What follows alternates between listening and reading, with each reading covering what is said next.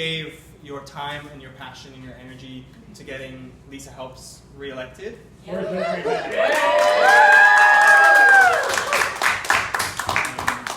And so you all sacrificed something to... there was something else you could have been doing with your evenings and your days than volunteering to get Lisa Helps reelected. And so we're all extremely grateful that you chose to volunteer for Lisa and to get a badass mayor reelected.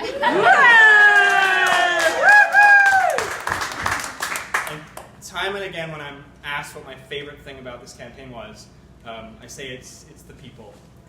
It's all of you who created a truly welcoming and supportive community where I could come in and feel truly cared about. It was always about Lisa. It was always about getting Lisa Helps reelected. But every time I was in the office, I felt like I was surrounded by people who really cared about me and about each other, and that was something that was really special. You were all building a community, and I think that we really succeeded in doing that, and for that I'm really grateful to have participated. So thank you. And it wasn't just about getting Lisa Helps reelected. What we did when you look around the world and you see the kind of politics at play, this campaign was something that was based on love, it was based on support and honesty and integrity and facts, and it worked. It worked. Yeah!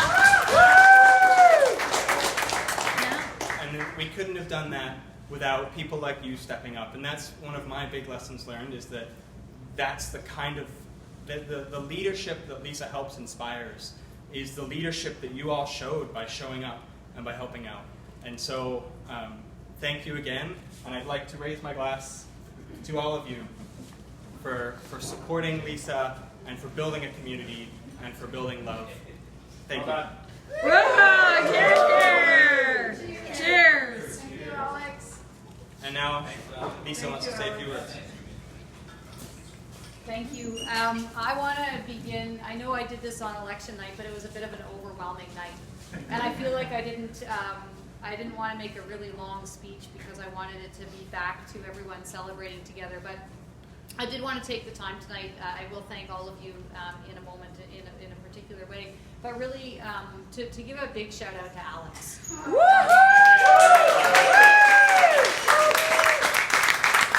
I met Alex in a bar. And it was and Sonia introduced us, and he impressed me right away. He had absolutely no experience running campaigns at all, political campaigns, and yet he was keen and eager, but most importantly he was kind and open. And to see him, and he and I have already had our debrief meeting, and I told him all the things that I think he did really well, and one of them was that when we set up the office, he set his desk up right at the back. So he stayed out of the way. He wasn't there like, hi, look at me, I'm the campaign manager, I'm so awesome, come and see me. He sat right at the back, and he just watched. And he watched quietly, and he watched carefully, and when there was something that he saw needed attention, he got up from his desk and went and cared for it. So just a really phenomenal person, and that is, I think, something I really wanted to just make sure that he knows, and he does know that because I told him, but also make sure that all of you know how lucky we are to have had him at the helm of our campaign. So Alex, thank you so much.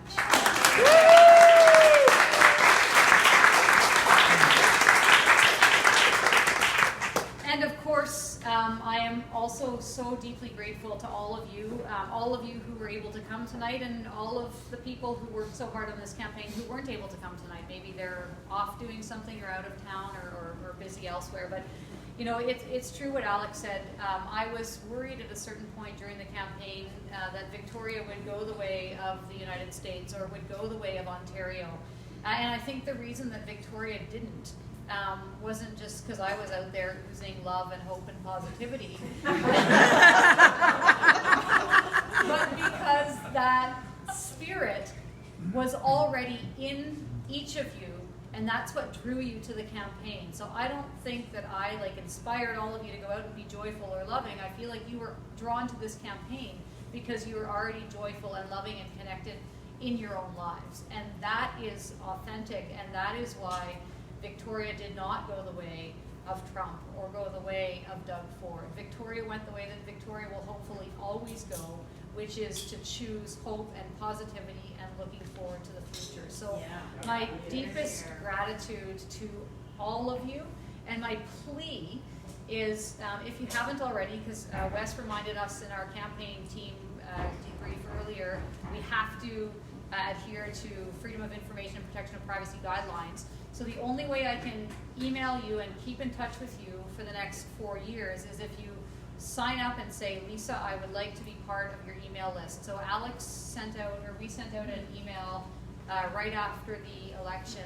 So please, my one plea, my one request is sign up so that as I am the mayor for the next 4 years, and as things come up that I might need your help with, or might need your support with, or at the very least might need you to be aware of, please let me keep in touch with you. And maybe we can share it with our friends.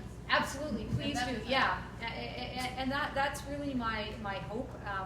After the last election campaign, I kept up my website and I kept up my Facebook page for as long as I could tolerate it. But I didn't do as good of a job as I would have liked in keeping touch with the people who helped actually get me reelected, and it's because we didn't have a mechanism. But now we have set up this mechanism, which Sean will help with, hopefully getting the newsletter started.